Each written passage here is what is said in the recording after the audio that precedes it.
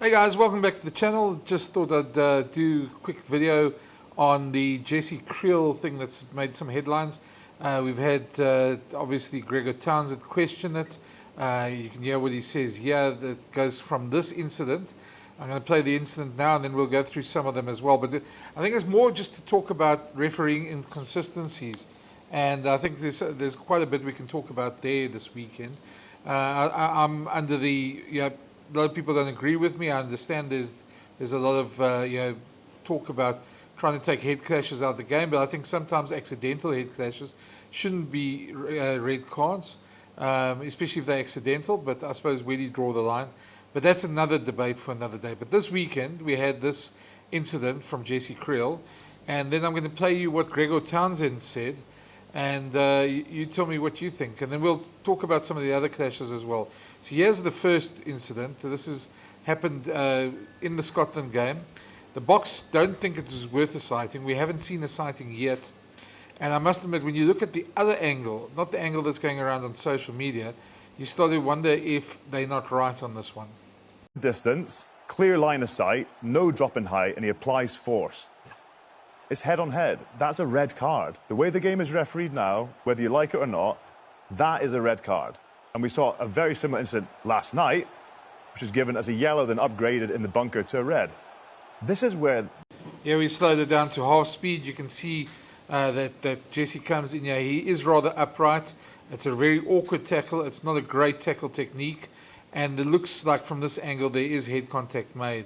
And I'm one of these people where I can understand the tackling technique, but I feel sometimes it's accidental. I think in Tom Curry's situation, which you're going to see here again, I think people say he can change his body position and go lower. Yes, Elliot Daly tried over there, but you just remember these things happen in split seconds and players come in at speed as well, and it's often not as easy as doing that. So that was upgraded to a red. I felt it was rather harsh.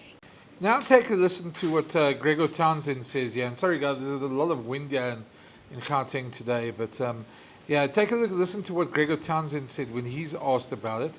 And I can understand it. I don't have any qualms with him questioning it. But I do feel that the match officials need to show some sort of consistency in this as well. So I don't have a problem with him questioning this. But I'm going to show you another angle coming up now. But either way, listen to what he has to say. Just wait for the microphone, just 1 second. 57 seconds, possible red card. Have you seen the Jesse Kriel incident that people at half time were suggesting was definitely a red card? I saw it about 2 screens away, so yeah, it did look like it was a head-on-head collision, and I was expecting the TMO to come in to make the referee aware of that.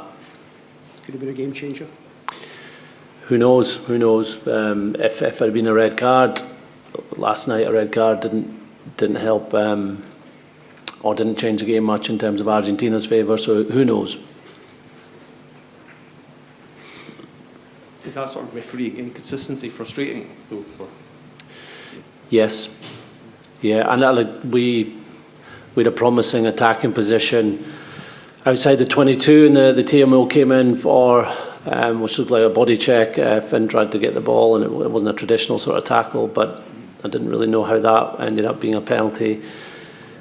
So yeah, there's still inconsistencies in seeing these things. But sorry, whether TMO did see it, it was on the replay, the incident in the first half. So yeah, just inconsistencies in what means it'd be a yellow card, a red card, or a penalty. When there's been a head contact. So yeah, we're obviously frustrated with that, but we're more frustrated with our own performance.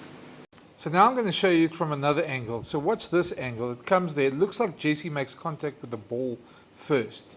And that's what I think the TMO probably looked at. From the other angle, it looks very bad. But it looks from that angle as if Jesse really made contact with the ball. Both players went on with it. The ref didn't stop. It became a big issue afterwards on the Scottish side of matters, but let's watch this again. And just look over here now at the point of contact. Jesse's arm is on the ball and then it slips up. So it's not as if the arm was in the face. There might have been facial contact, but I think that's what probably swung it at the end of the day in the favour of not being a yellow card. I think the refs just saw it as an awkward clash. And of course now it comes down to a citing. It can only be cited if it's a red card. So obviously they probably don't feel that it's a red card if there is no citing. But that hasn't stopped it obviously from becoming a talking point. Still, it's a rather awkward challenge from Jesse. I think part of the problem is also that we need to see consistency about this. We saw a couple of other incidents this weekend as well, which there wasn't red cards in, and as well. And you sort of feel for a guy like Tom Curry, and I'm sure he's going to use these incidents in his defence when he faces a disciplinary this week. But yeah, we need, to me, again, I keep on saying accidental head clashes shouldn't be red cards. I understand, there's all sorts of, you want to take all head contact out, but we're playing in a collision game, and sorry, all the wind around here. We're in a collision game, and these things happen. Sometimes you're going to get it wrong, and sometimes it is going to become, so there's going to be an accidental head clash. I think as long as it doesn't become the norm, but I'm seriously worried that we're going to get to a situation in this World Cup where something like that's going to determine the World Cup. And I think that's something we really got to watch out for. Take this awkward clash in the Japan game. This is another one. Both players are looking up. Player comes in, player is upright, and there's a head clash there. Now that wasn't a red card, but technically it probably should have been. And it's a bit ridiculous because we keep on seeing these type of things happen. So we need to come to some sort of consistency here as well. Either we must give reds for everything and ruin the game, or we need to have some common sense. Anyhow, guys, that's just a quick video just on this incident. That's my view on the incident. If you agree, please let me know. Or let me know in the comments below what you think it was. If you think, obviously, if you're from Scotland, you probably think it was a red card. I think, though, there is a bigger question here in terms of consistency. I personally, even though that is my view, I wouldn't have probably had an issue with it if it was taken on review, or if Jesse has to face a disciplinary. Unfortunately, I mean, I obviously hope from a South African point of view he doesn't. But I think if we're going to be consistent, then those things have to be judged consistently. And so I can understand that. The only reason, as I said in this video, the mitigation for me was where the initial contact was. And I think that's probably why it won't go to a disciplinary as well. I hope it helps you understand, and that's the way I understand it. If I'm wrong, please point out to me.